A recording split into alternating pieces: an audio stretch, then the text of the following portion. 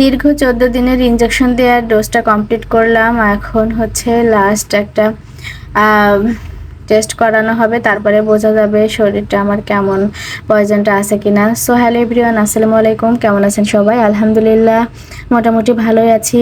সব রকম আসলে ইনজেকশনগুলো কমপ্লিট হয়েছে আমার, মানে 14 দিনে যে ইনজেকশনটা ছিল 28টা ইনজেকশন সেগুলো দেয়া হয়ে গিয়েছে। তো তারপরে আবার একটা ফাইনালি একটা টেস্ট করার দরকার ছিল, সেটা করতে গিয়েছিলাম।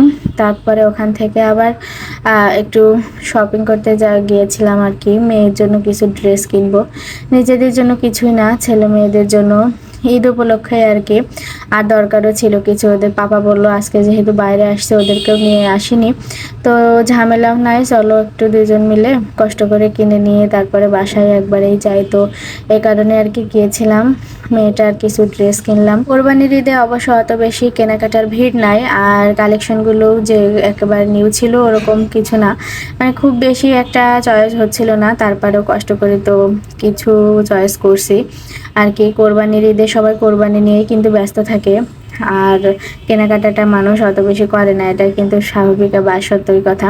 বাচ্চাদের জন্য দরকার হলে তো কিছু কিনতেই হয়। তো যাই হোক, ওদের পাপা একটা শার্ট চয়েস করছিল, তো সেটা আবার ট্রায়াল দিয়ে দেখছিল, তবে হয়নি, এই কারণে আর নেওয়া হয়নি, ও নিতে পারলো না। আর ওখান থেকে আমরা তাড়াহুড়া করে আবার বের হয়ে গেলাম, বেশ রাতটা হয়ে যাচ্ছিল। তো আমরা গাড়ির জন্য ওয়েট করছিলাম। আমাদের কেনাকাটা শেষ, আলহামদুলিল্লাহ কয়েকটা ড্রেস কিনছি মেয়ের, বেশ ভালো হয়েছে।